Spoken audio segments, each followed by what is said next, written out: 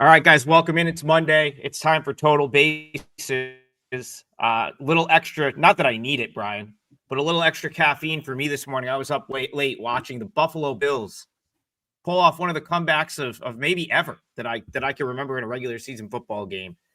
That's our team here in Central New York. So if you were wondering, Central New York, all the way out to Buffalo, almost all Bills fans. You get the scattered Giants, no Jets fans out here. It's weird. Where I grew up from in Albany, there's a lot of Giants and Jets out here. No one's a Jets fan. But anyway, what a way to sort of close out week one of the NFL. This is a baseball show, though. And we're going to be talking bases for the next hour. Brian Leonard, your Cleveland Guardians are sort of back in the mix here in the wild card race, 2.5 back. And it looks like them and the Royals are going to decide who's here to stay or not over the next couple days. So we've got people in the live chat. Welcome in. Appreciate you guys here. And we're going to start with Guardians Royals. So Brian Leonard, set the table for us. Guardians Royals, kind of a big series. Both these teams keep hanging around. Will one of these teams be for real after this series is the question. And who do you like in this game? Yeah, according to the ESPN website, Cleveland has a 7.7% chance to make the playoffs. Kansas City 11.7, Texas 14.7. And it's all coming on the Seattle Mariners continuing to struggle. They did win their last two, but they're only 4-6, 79.5%, where just a couple weeks ago it was about 90%. So their fade keeps a lot of these other teams alive. This is a game that I'm excited about because I think it's got some nice betting opportunities. You got Berger going against Slade Ciccone. Cicone's about anywhere from a 110 to a 115 favorite here. I'm even seeing a 120 at a couple places, but total is 8, slightly to the over. And when I look at this game, Ciccone has not been good. In fact, he's been pretty bad. His walk rate's pretty good, 87th percentile, but he comes in with a 4.78 ERA, 5.71 expected, 1.30 whip. A lot of single digits here on his StatCast page. Expected ERA, 5th percentile.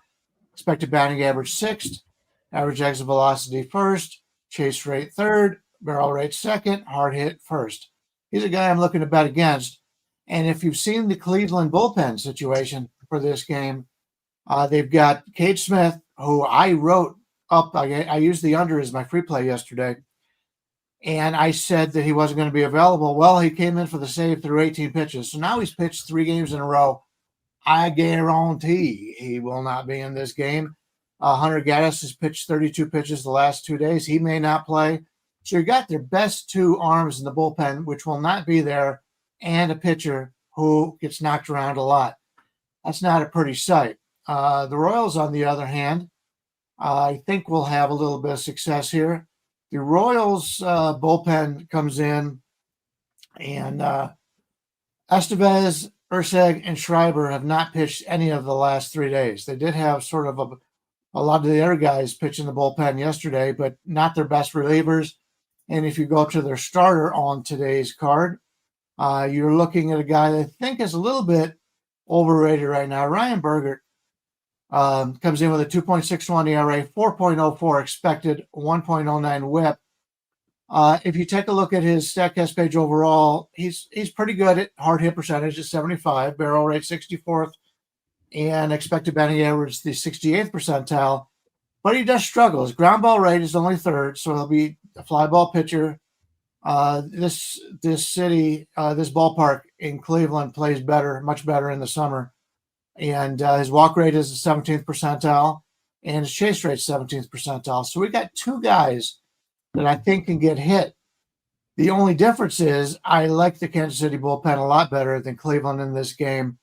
I'm looking to play either Kansas City in the game at about even money, plus 100 or so, or the Kansas City team total over 3.5 at minus 130.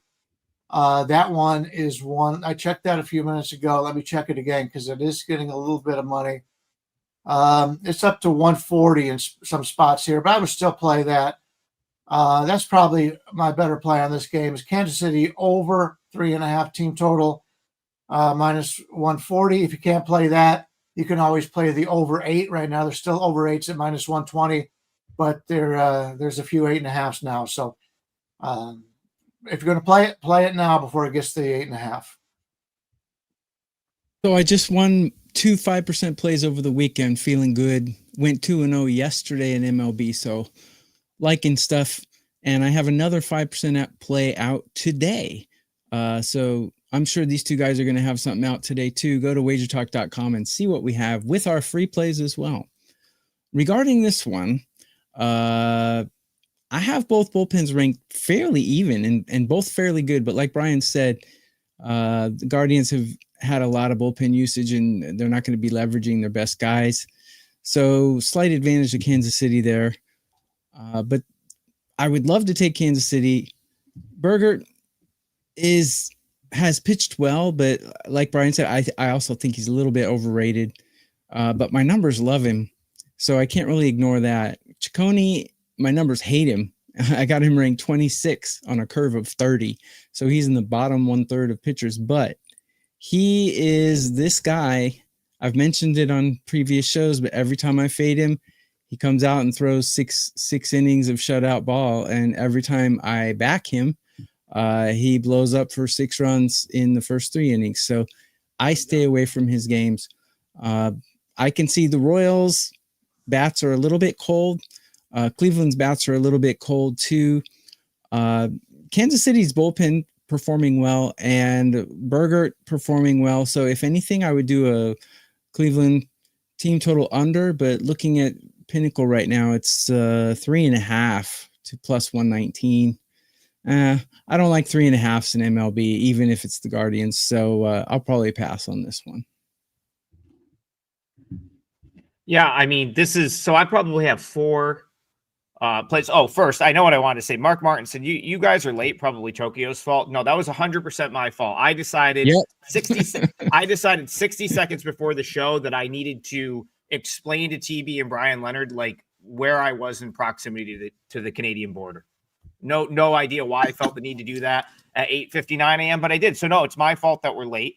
But we're going to be we'll go to 10:01. We'll go to 10:01 for you guys today. I got 4 plays, or I got 4 kind of leans on the MLB card today that I'm going to have to decide which ones are plays, which ones are not.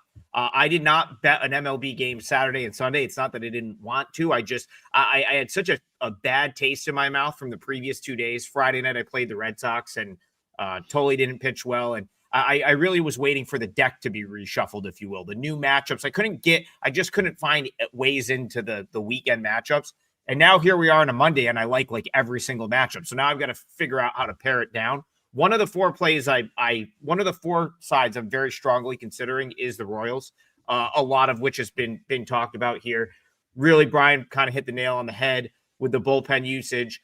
Slade Ciccone is someone that we've talked about on this show a couple of times. I really feel like the Guardian, I almost feel like he's playing with house money to an extent, or at least the Guardians feel like, that's kind of what they're doing, putting him out there. They don't have a better option right now, but he's also sort of earned the right to fail. I feel like relative to the other options that they have. That being said, when they grabbed him, the Diamondbacks completely gave up on him. They tried sending him back to Reno on multiple occasions. They actually worked on his changeup. I follow the Diamondbacks closer than I do most teams. And so I kind of followed him through his sort of developmental stage in that organization. And when they sent him back down, they really wanted him to work on the changeup. It just didn't work. He gets to Cleveland. If you look at his StatCast page, he should be getting crushed. It's actually incredible that he hasn't. So I think where the Guardian's at and where he's at, it's just we don't really have a better option. Not really sure how he's doing it, but he's got a 1.3 whip and his ERA is under 5. I mean, he does get through 5 innings sometimes, but as Bryan pointed out, great. If he gives you 5 good innings here, that's nice. What are you going to do for the other 4 when a lot of your top bullpen guys are used? And we are getting to the point where it's kind of like playoff baseball. And I just think the Royals look more like a team that can win a close playoff type grind game. They have the bullpen arms to do it. So as long as Burgett doesn't get blown up, which I don't think he's going to, not by this Guardians lineup, even though I do agree with Bryan, he's probably got a little regression in his profile. I think it's got to lean you toward the Royals here. And then you look at the price, and the Royals are actually, I guess, the slightest of underdogs right now, right around even money, maybe minus 102. I think that's incorrect. I think the Royals should probably be about minus 120 here. So that's one that I'm strongly considering. Run differential on the year, Royals minus 1, Guardians a minus 48. That just tells you all you need to know about the Guardians offense, because I think the pitching has been kind of similar for both teams. Royals have the edge, and let's just get it started. I'll throw that in the parlay. I'm going to make the Royals my parlay leg here. So, Bryan, what do we look at for a price right there? They're about plus 101 right now. It's varying, and I will point out, anybody's got a Bet Online account, they just went to 7.5 over 15. I'm looking at the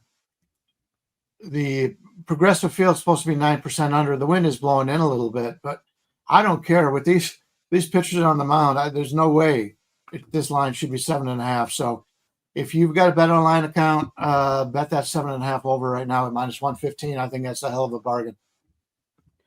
Yeah, and if you don't, you should. Bet Online's a great spot. I feel like I've trained any of my long-term clients probably have it at this point, because they're one of the few places that actually lets you bet AAA baseball and gives you reasonable odds to do so. Actually lets you play it 2 to 3, sometimes even 4 times. They might change the number on you, but they'll still let you get down on that. So yeah, I am a big fan of Bet Online, and Dave comes on our shows once in a while. So shout out to Dave and shout out to Bet Online. All right, let's move it along. Here we go. Markinson brings up a game that I knew we were going to want to talk about. He says, I'm just having bad luck with first 5. Might go full game or might just take McLean, K's. Philly batters are aggressive. They'll strike out. So he's bringing up the Phillies Mets game. We've got Nolan McLean and Bryan. The first thing I noticed when I pulled up the odds, I was like, man, Nolan McLean keeps coming up in these spots where he's facing pretty good teams, and the books really can't, I feel like, juice him up the way that they want to. You saw, I think, the last series, he pitched and he was finally starting to creep up into that minus 150 range, but now he's on the road against the Phillies. So I feel like it puts the books in a little bit of a tough spot, because Nolan McLean's filthy. I retweeted this on Friday. Go look at, I think Rob Friedman put it up on Twitter. His pitch tunneling is so good that he's got a pitch that one takes a hard right and one takes a hard left, and they look identical.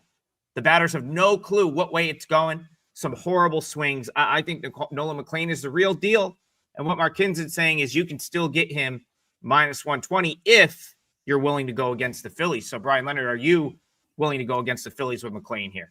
If I'm playing, I'm laying with McLean. He's currently about 122. Total of 9 under or 8.5 over. He's going against Aaron Nola, and Aaron Nola is not having a great year, and he may be coming to the end of what has been a very good career.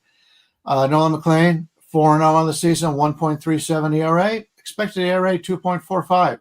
So it's legit, and his whip 0.76. The guy's gone 26.1 innings, and he's got a whip of 0.76. That is pretty impressive. Although it's still a small sample size of just over 26 innings, it's clear if you look at his numbers that his ground ball percentage is great, strikeout percentage, expected ERA, expected batting average. The only thing a little bit weak is his chase percentage is only at 25.6%, and his hard hit rate is at 42.4 percentile. So he's been everything expected. And if you take a look at the bullpen here for the Mets, we see that they're in pretty good place. Yesterday, only Rogers and Reed Garrett returned from the IL. That's another guy who's really good in the bullpen. They've got so many good bullpen arms on this Mets team. So they've got everybody available. Philadelphia, on the other hand, let's take a look at that. And we've got the Phillies bullpen situation. Duran's pitched 2 of the last 4 days. He should be available. Yeah, they're in pretty good shape too. So both bullpens are in pretty good shape here. But I think the pitching advantage from the starter is definitely on McLean. Aaron Nola comes in with a 6.78 ERA, but only a 4.91 expected, 1.51 whip, which has really been his problem this year. His career whip is 1.15. He's got a career in 11 seasons, 3.83 ERA. So while last year he was very similar to his career records, this year and somewhat in 2023, he's taken a step back. His chase rate's great, 96th percentile, extension 88th percentile, but expected ERA 15th, expected batting average 14th, fastball velocity 12th, and he still throws that four-seamer in 29% of the time. That, along with his curve, sinker, and change, is really what he uses the most. But I'm not a huge fan of Nola, the way he's pitched this year. It's a clear pitching advantage for the Mets for the starters. So while you're laying like a 120, 125 range for the Mets, let's see what we can do in the first half. First half, you're getting basically the same thing, 5 cents more or whatever. I prefer that because I think the Phillies bullpen comes in is in good a shape as the Mets here. So the second half of the game, to me, is a toss-up. First half of the game is something I'm interested in, and I could get as low as 120 on McLean, but most of the average is about 130 range. I still think that's a pretty good bet. I would look at that. I'd look at the first 5 for the Mets at minus 130. I'm starting off the day with a little bit of chalk here. We'll see how this goes. Normally, I'm an underdog player, but anytime baseball season overlaps with football, we've got better chances to make money, and I'm number 1 over the last month in that regard. So, yes, working out for us, and my clients are pretty happy at this point. Yeah, my first look at this game, I thought, wow, Mets would love them. And then I hoping they were underdogs, and I went to the book to see the line, and they were favorites. Phillies are a good team, guys. Let's not forget. They have 83 wins, and the Mets have 76. So Phillies are a good team. The problem is Aaron Nola is not quite himself right now. Hasn't been pitching very well at all. And another problem for the Phillies is the Mets are crushing it right now. Finally, they got Juan Soto hitting. They got everyone's contributing. So the Mets are finally producing. I got them ranked number 4 out of 30 teams in current form, but I got the Phillies ranked 6th. So both of these teams are actually producing. Phillies bullpen much better than the Mets at current form. I think the Mets have a top 5 bullpen in Major League Baseball, but in current form, I got them ranked 23. They're underperforming grossly. And McLean, he's got 4 starts, and they were all good, and his numbers are eye-popping, like Bryan pointed out, all the stats. I mean, I think the value is there for Mets first 5. I don't trust their bullpen right now. So if you do play them, I play them first 5. I don't know if I'll get there or not, but if I am going to get there, that would be how I would do it. Or I would take a Mets team total over, one or the other. Yeah, it's going to be Mets or pass for me. So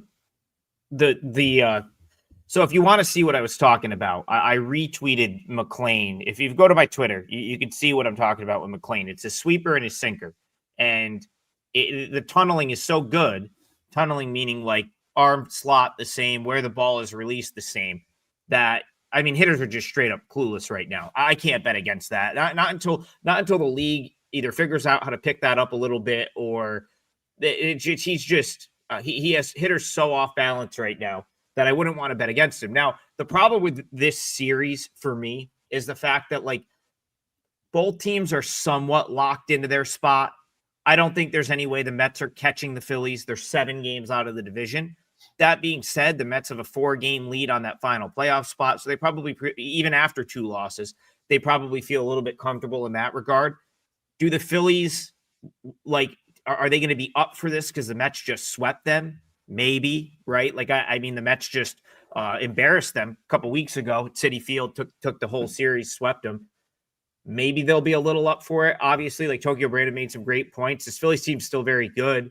I don't know that I don't know that you could say the Mets are like the clear-cut better team here. I do think McLean gives them an edge, but I don't know that the Mets are the better team. So this one's difficult for me. I still lean toward the Mets, and it's really because of how high I am on McLean.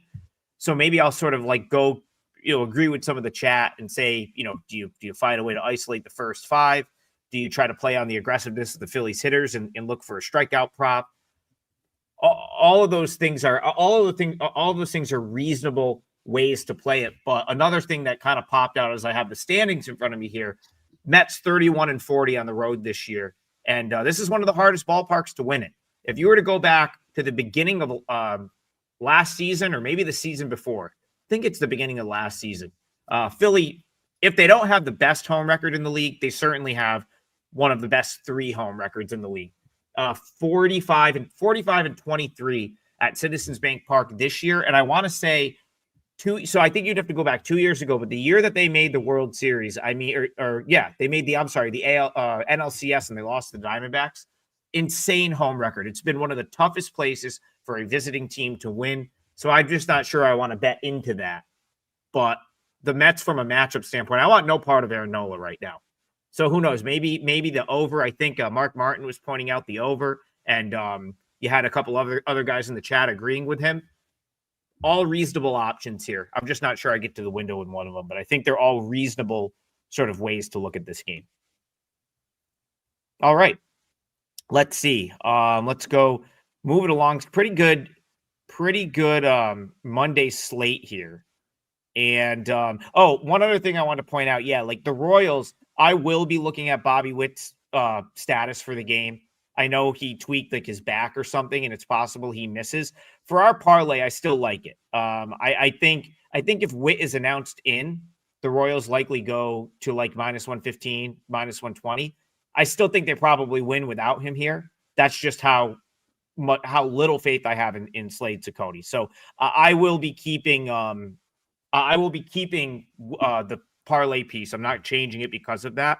But it's certainly something that you should have your eye on, and that you should know if you plan to bet Royals Guardians, is that Bobby Witt, obviously Kansas City's best player, is dealing with, I think, like a tweaked back or something. So keep an eye on that throughout the day. All right, let's move on.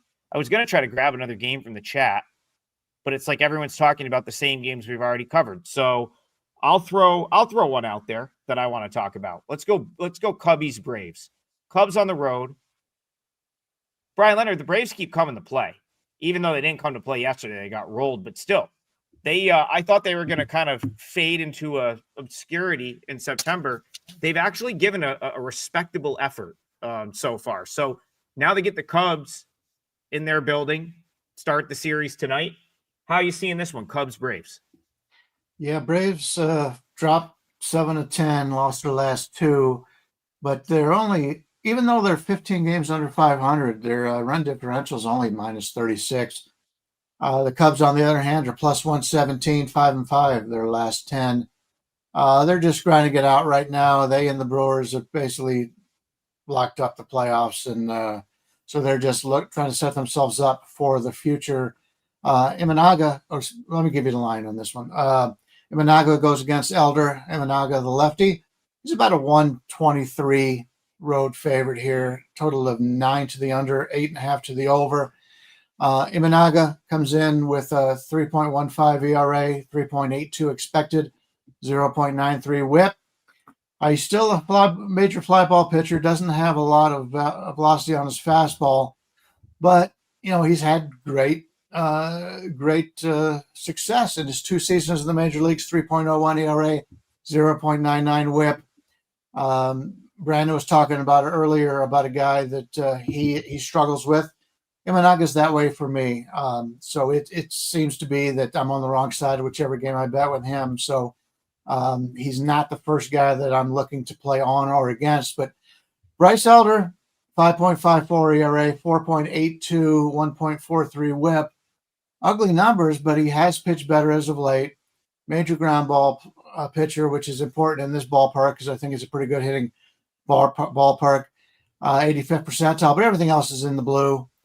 Not the kind of guy I'm looking to play on, although he seems to be in a little better groove as the season goes on. While I speak, some money is coming in on Atlanta, and now you can lay the Cubs at like 109 at some places. So somebody likes the Braves here, and they played them, so it gives us a little more reason to look that way. But you're getting less of a number. I usually look to bet against Elder, but I don't trust anything of the way the Cubs are playing right now. They seem to just be going through the motions. So I'll sit this one out. I don't have much to add. Go to wagertalk.com and see what we have up. I put a free play up and I have a 5% play going. And I love the KBO slate tomorrow or tonight. I have several KBO plays up, and Adam will tell you as well. Wager Talk lets us do KBO and non-American baseball for half price. So go to wagertalk.com and see what we have. My numbers love the Cubs in this game. Love them. And it's actually a margin that's big enough to bet them on the side. But I'm not going to, because Elder is not a good pitcher. Actually, my stats have him ranked 20 out of 30 on a curve of 30 of all starting pitchers. And the Cubs have a huge bullpen advantage here. I got the Cubs ranked 5 and Atlanta ranked 25 in current form. And neither team is ranked higher than 17 in hitting. So my numbers love the Cubs, but if you look at Bryce Elder against the Cubs in his career, he's got 48 at bats against, a 167 average against, and a 487 OPS. 750 is the Mendoza line. 487 OPS. That's incredible. I don't know where these numbers are coming from, but it's definitely a big enough red flag for me not to play the Cubs today. Imanaga has been knocked around by these Atlanta batters. He's got an 800 plus OPS against in his career, although the sample size not so large. Well, it's 42 at bats against. So those two red flags right there are enough to keep me off it.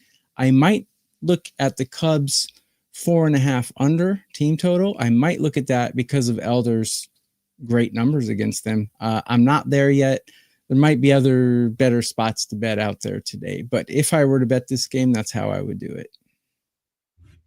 Yeah, Turnbuckle Tommy, I made that comment on this game before I got to all the chat saying Cubs, Braves. So the comments are kind of hard to sift through. It's easy to get behind on them. So apologize for that. Do I owe Bryce Elder an apology? Maybe. I slandered him on this show, and ever since I really sort of came out and just pointed out how he is really not deserving of a spot in a big league rotation. Let's see what he's done. 6 innings, 2 runs against the Mets, 7 innings, 1 run, 3 hits against the Phillies. And then against this Cubbies team last time out, 7 innings of 1-run ball, 6 strikeouts, no walks. So does that make me think Bryce Elder is this great pitcher? No, but we'll point out, you got to point out fact here. He's throwing it okay of late. And, I guess where the Cubs are, very similar to where the Mets are right now, where it's like, you got to kind of figure out what the type of motivation you're going to get out of this team. They're 7.5 games back. They know they're not going to catch the Brewers. They've got like a 4-game cushion on the wild card. So, are you getting like this, like sort of, especially on the road right now, are you getting this like cutthroat effort from them? I'm not saying that doesn't mean they can't win regardless. I still think the only way I would play this game is the Cubs, but I do think they're in that sort of limbo area where it's like, are they just looking ahead to the playoffs at this point? TB, you brought up their bullpen. Daniel Palencia hurt himself over the weekend. That's not ideal for them. However, I'm going to throw out a name for you guys. Keep an eye on this name. His name's Jackson Wiggins. He just got called up from AA to AAA, and then they didn't use him for like a week. And I think the reason that they didn't use him is they were having him sort of work on the side.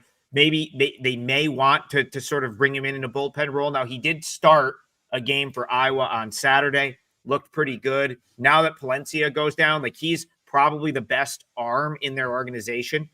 That would be intriguing to me.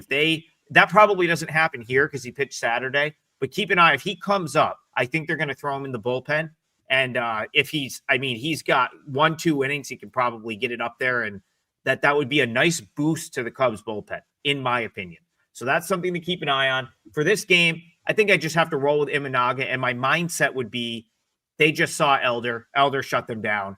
How long does it take to see Bryce Elder, who really doesn't have a big time plus pitch at this point, to figure him out? I think the Cubbies probably figure him out. So lean Cubs to me. Go ahead, Brian. Yeah, two things. First of all, a great point about them just seeing him. I think that really is a big advantage.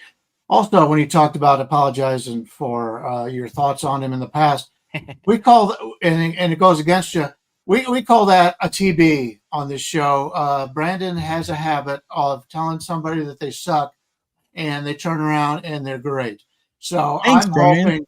hoping TB calls my plays that they suck, so I can go undefeated the rest of the season. It's one of those deals. The Milwaukee Jake, Brewers can thank me. Yeah, I already told you're gonna be on. Too, right? They're gonna have you on the Best duck record in boat MLB. when they win the World Series. Like, Yeah, they're gonna Oh, bring God, TB in please. for the parade. They're not have going to get win from the World Tokyo to Series. Milwaukee for the parade. Oh, geez. Yeah. Jake says Elder doesn't deserve an apology. I agree with that. Listen. He's going to get slammed at some point, whether it's here or not. I'll tell you right now that you don't. He has 4 average pitches for the big leagues. Like, probably going to get slammed at some point, and very well could be here, because one thing that the Cubs are, they've been hot and cold, and they haven't like hit where I feel like they should be hitting at times. But when they have their like breakout, it's usually like an 8-9 run sort of outburst, kind of like we talked about on Friday. Brian hit an easy over in that Nats Cubs game, and they sort of broke out quickly. So maybe you get one of those, but I guess I'm less confident in them doing that on the road. Just in general. Colin, we got to talk about this game. This is very important in my opinion. So I feel like the Red Sox sort of set the tone for my baseball weekend, which really wasn't. I really didn't have any after Friday night. So I got sucked in on Friday with the Red Sox. I thought Peyton Tolley would pitch well. I thought the Red Sox, even without Roman Anthony, seeing as they were facing a lefty, were in an okay spot against the Diamondbacks. They were not. They lost that game, and I haven't bet an MLB game since, which will change today. But Colin says the Red Sox are missing Roman Anthony. I think that's a massive understatement.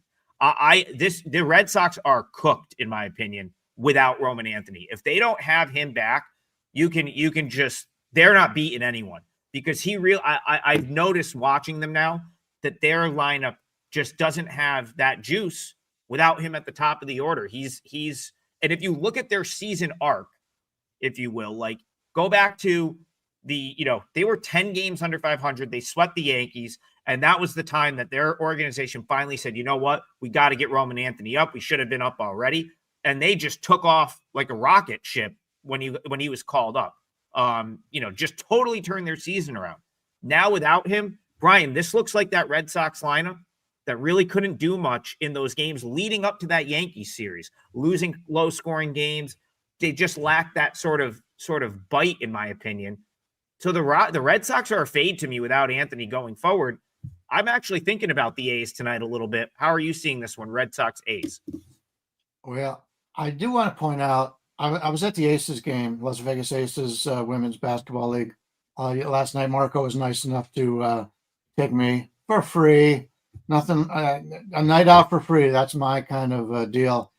But I saw that our oldest Chapman pitched the 9th inning, and he got the save, and he struck out 4 batters. And I told Marco, I said, I didn't watch the game. I'm assuming somebody reached on a wild pitch that they swung and missed on. But how often do you see 4 strikeouts in 1 inning in Major League Baseball? I'm assuming that's what happened. I didn't get to see the game, but if anybody's in the chat and they know it's something different, let me know. But Chapman has been awesome. He's rated as the number one relief pitcher in Major League Baseball the last 14 days, and Garrett Whitlock's right with him at 12th. So I like the Red Sox bullpen right now. And we're getting Garrett Crochet, if I remember correctly, off a bad outing. And Yeah, he got crushed last time out. Yeah, Crochet's numbers, he's 2.67 ERA, 3.13 expected, 1.08 whip. His worst number on his entire StatCast page is his barrel percentage, and that's still better than, it's in the 64th percentile, so it's better than just about everybody. Boston comes in here. He's going against Morales for the Athletics, who has been really good thus far, but has he pitched enough innings for us to back him? We've got Boston's about close to 170 favorite, I would say, with a total of 9 here. I love Garrett Crochet, love the bullpen in this game. Morales comes in with a 1.59 ERA, but a 4.13 expected. His whip's been very good at 0.99. He's only thrown 28 in the third innings, so nothing. The only thing that has stabilized is his fastball velocity in the 89th percentile and his extension in the 17th. But most of his numbers thus far, his strikeout rate's been great, but he can be hit hard, and he has not been yet. I think that's going to be coming up. I don't think he's a 4th ranked prospect for the A's, so he's got that background to him. I just think he's been pitching over his head thus far.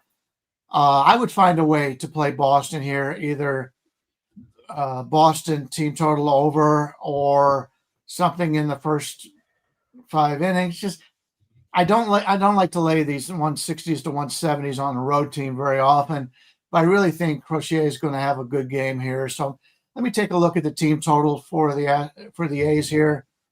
Team total is 3.5, pretty much even. 120 on the over.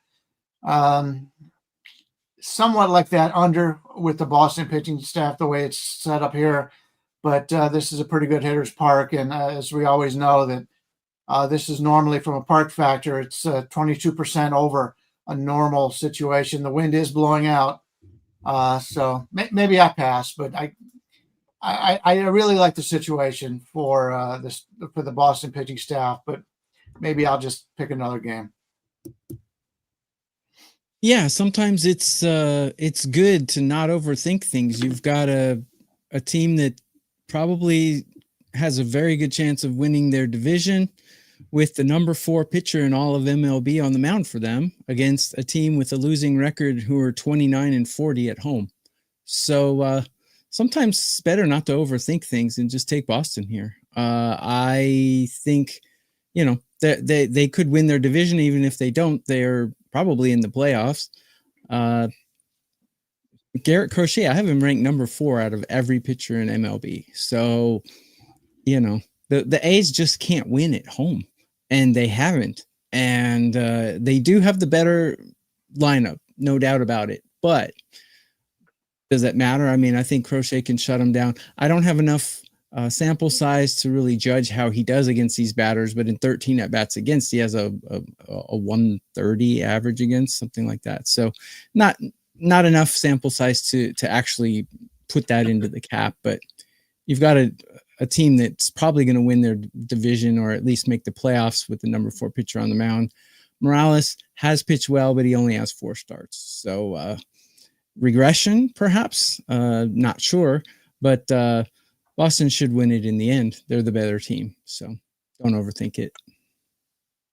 I think I don't think Boston's coming anywhere close to winning this division. I'll be shocked if they finish they're above 3rd, and it's because Roman Anthony's out. And this team without him, they're just very average from the way their lineup is constructed. Now, I'm not the one thing that I kind of came in and said, okay, can I make a case? I like Morales. The guy's throwing 99. He's been hitting corners. I don't know how long that will last as a starter. It's tough to do that as a starter in this league without another really good pitch, but he's been fantastic. And I think he could maybe have success against this Red Sox lineup. I did kind of forget about Crochet getting bombed last time out. So maybe not the best spot to go against Crochet. If I was going to play it, it'd be A's plus 1.5. And it entirely goes back to not thinking this Red Sox lineup is going to be able to do much without Roman Anthony. And I also like Morales. I think he can kind of hold them down. As far as Chapman's concerned, yes, 4 strikeouts last night. Ilidamaro Vargas almost got hit. by the pitch that he swung at, and it ended up behind him.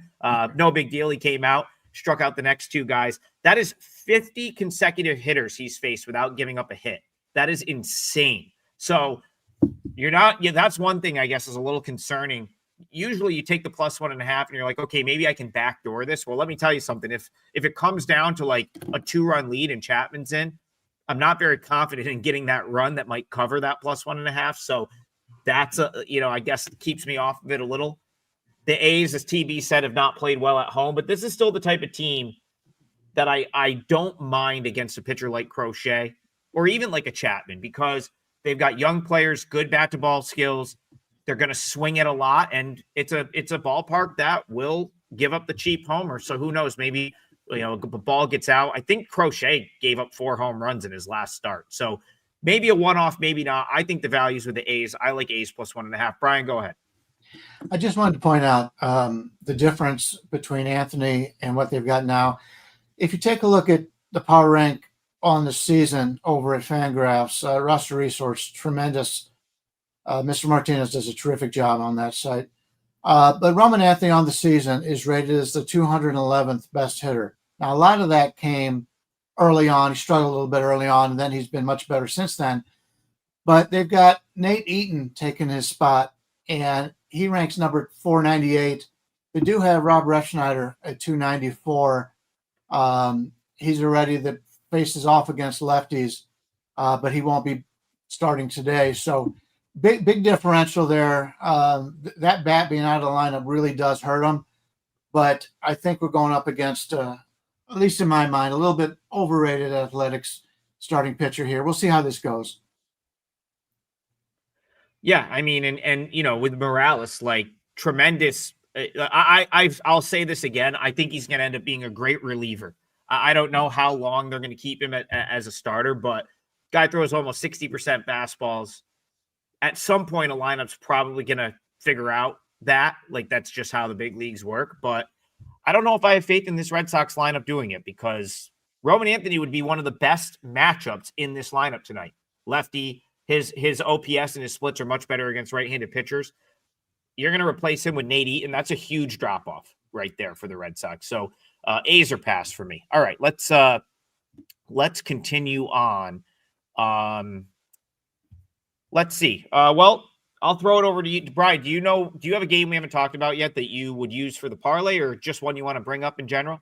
Yeah, I've got a few things I'm looking at regarding team totals and first halves and things like that, but I want to try to keep it that people can bet it anywhere they play. So let's take a look at this this Arizona-San Francisco game.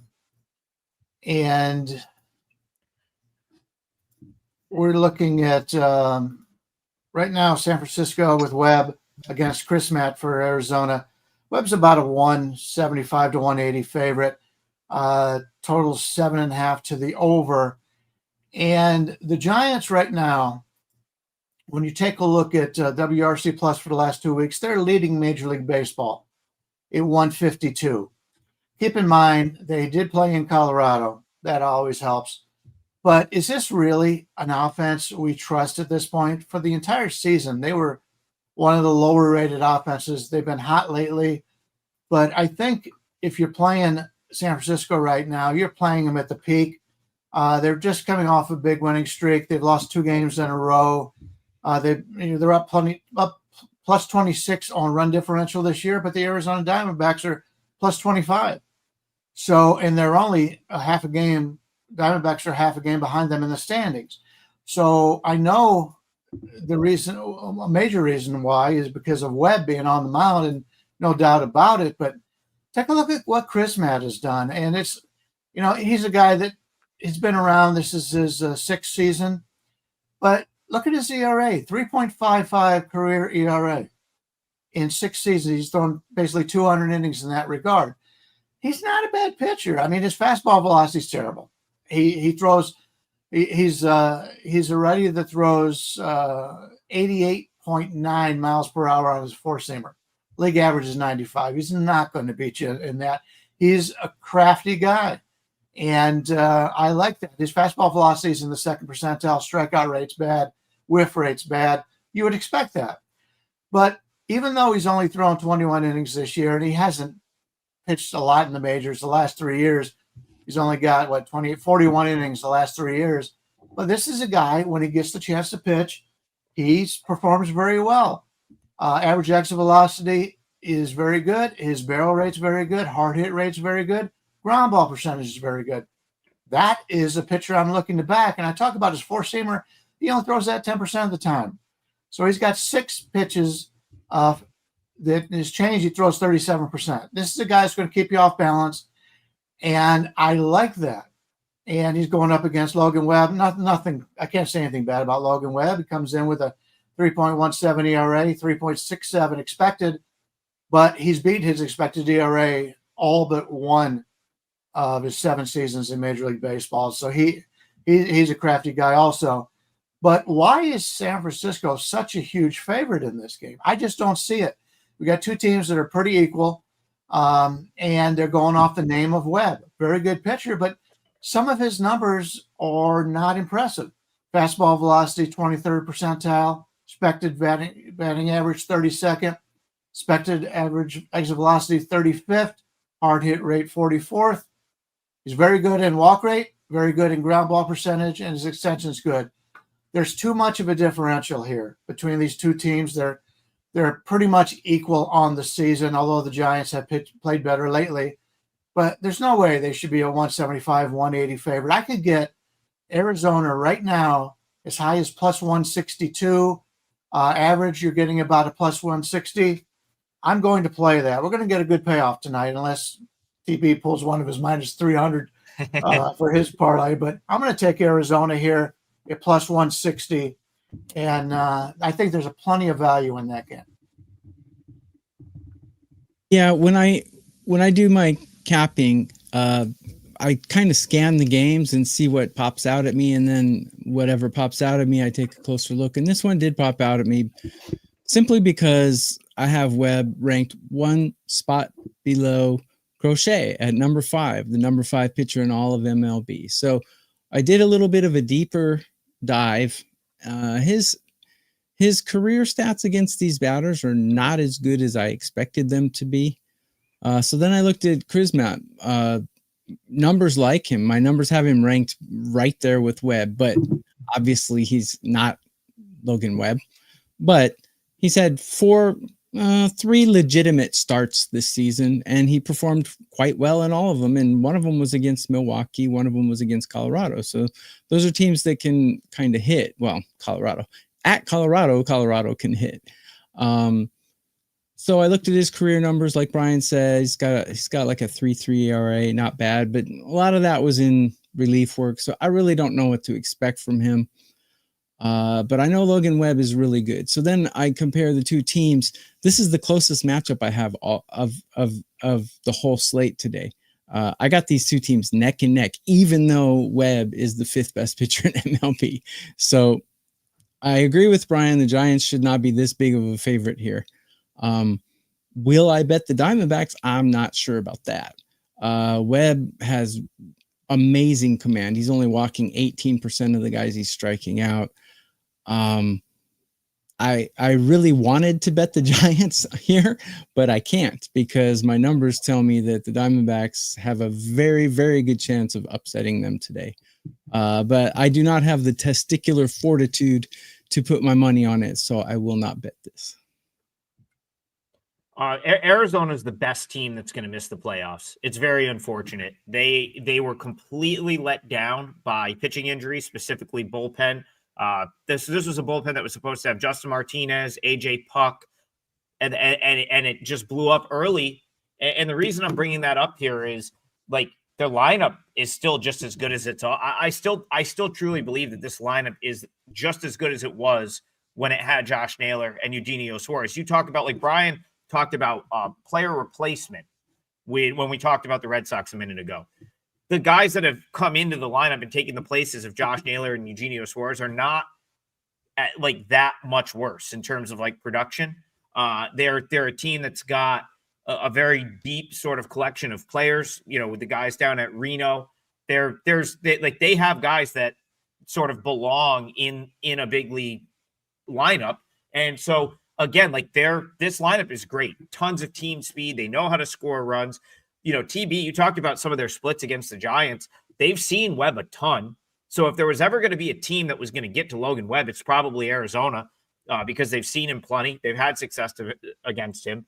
The Chrysler is his nickname, by the way, at least on the Lehigh Valley Iron Pigs broadcast earlier this year when Chris Matt was in the Phillies organization. They called him the Chrysler. That's what they called him all year. They really wanted to get that going. I saw them post it on social media a couple times, and then he gets traded. That's what's happened to him his whole career. Nabil Crismatt, 30 years old. He's been in like probably 8 different organizations. He's just a professional. He's a veteran. He's going to go out and give you a professional effort, throw 6 or 7 pitches. I don't know that Arizona really needs him to get through more than 5 innings. They don't have a great bullpen, but here's the thing, they're not getting priced off of having good pitching. So if you can get a couple of good innings out of Chris Matt, which he's actually been able to do for them, you're going to be in great position to win a game. And as Bryan said, have a great price in doing so. I like the +1.5 here. I'm wondering if the market says, oh, it's Logan Webb, the Giants have to win. You know how we talked about that last week, the whole sort of, concept that this is a game the Giants must win.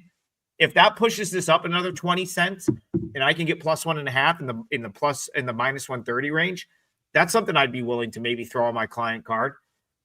I really think Saturday night was the nail in the coffin for the Giants. They had a 2-0 lead going into the 9th inning. They blew that game and sort of blew their win streak in the process. They lose yesterday. I wouldn't be surprised if that's sort of the unofficial end of the Giants season, just because it took so much effort to get to that point. And then you lose in the fashion they did on Saturday. You come out and lose yesterday. I just think that the hill is too much of an uphill climb from this point forward. Arizona's kind of been out of it for a month now, even though they are actually only a half game worse than the Giants. I feel like the mindset has been, we've been out of it. I saw Jordan Lawler getting some playing time over the weekend. Some of the younger guys getting up in there. I'm with you, Bryan. Diamondbacks make a lot of sense, and +1.5, if it comes down 10 to 15 cents, is something that might be on my card. So yeah, I like Arizona in this spot. Maybe you put 2 bets on it. You take the +1.5 at the -140, and then you play them on the line at +160, and set yourself up pretty well in that. You could have a huge payoff. Yeah, I mean, from a price standpoint, there's no question. Diamondbacks +160, there's crazy. That's crazy. They're still a much. And someone in the chat says the Diamondbacks are the Rockies. No, not even close. That is a horrible comparison. Just because they don't have pitching does not make them even close to the Rockies. This is still a team that's like top 5 in the league, WRC plus. Their pitching is the reason they won't be a playoff team, but they're still, with this lineup, a 500 team or better. Yeah, I got to disagree with that comment. They're much better than the Rockies. All right, let's couple people. Let's talk about the Rockies. I guess a couple of people brought. Oh, actually, TB, do you have a game you want to propose? We need a parlay league from you. It's going to be something we already covered, so we can do the Rockies, and I'll just throw it in at the end. Perfect. Let's talk about the Rockies a little bit. That was a scene in Baltimore on Saturday night. Yamamoto 1 out away from a no hitter, and then they end up losing the game.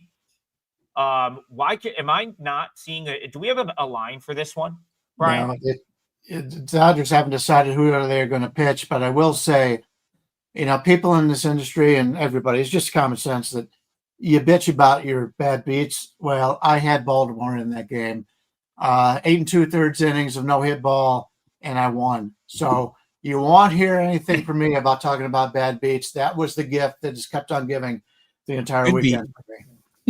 Yeah, that's a good one. All right, we'll do a quick one here just to get another game in. Rockies, Dodgers, general thoughts. Bryan, we'll start with you. Go to TB, and I'll finish it off, and then we'll let TB close the parlay out. Yeah, we're looking at the Dodgers. People that do have lines up in the 310, 320 range. Total of 9 slightly to the over. Dolander is going for Colorado. That's all I'll say on it because I don't bet on anything without knowing who the pitchers are. Yeah, we don't know who the pitchers are, but we know that both of these teams have horrible bullpens. and we know the Dodgers probably will be able to hit Chase Dollander. And the Rockies have a top 10 lineup according to my rankings. I know they're not a top 10 lineup, but in current form, they're hitting pretty well. Maybe that's because they just came off a home series where the air is like the moon and it's a monkey ballpark, but they do have the ability to hit poor pitching, and the Dodgers will serve up, a good amount of poor pitching if they're going to make this a bullpen game. Man, they look bad, that bullpen. I thought I thought Tanner Scott would be like the saves leader this year. I thought Blake Trinan would be the holds leader. These guys are just underperforming. They look like garbage. I would look at an over in this one once the line comes out if I'm going to do anything. Certainly would not take minus 320 with the Dodgers when they're having a bullpen game. It's probably going to be like a 10-12 kind of game. Yeah, so I'm reading that Dave Roberts said that it was going to be Tyler Glasnow, which is interesting to me considering he's coming off of an injury. And Why so not I guess that's what Dave Roberts in one of his press conferences over the weekend said Tyler Glasnow would start against the Rockies at some point. So the way it's set up, it's Sheehan tomorrow, it's Snell on Wednesday. So like it looks like this would be the spot to do it. The problem is, isn't he coming off of an oblique? Why would you even throw him out there? Yeah, that doesn't make a ton of sense. He was pushed back. He was supposed to pitch a couple days ago, and they pushed maybe he was pushed back. I don't like guys who are not in their regular routine. Brandon's talked about this overall in his scouting days. If guys go every 5 or 6 days and they're not go that 5 or 6 day, that's not a guy I'm looking to back. And so, he's obviously a very good pitcher, but he's hurt all the time, and that's the problem with this entire situation. Other than Yamamoto, everybody else has been in and out of the lineup all season long for the Dodgers. Luckily, they got good starters in the minors that they can bring these guys in. But the Dodgers don't need to win. They've shown that they don't need care if they win the division or not. San Diego's the same bit. It's at this point. My general thoughts are you bet against both these teams, the Padres and the Dodgers, because obviously they don't seem to think that they can win, with the wild card. So, if it's hold your nose, maybe find a way to play Colorado. Who the hell knows?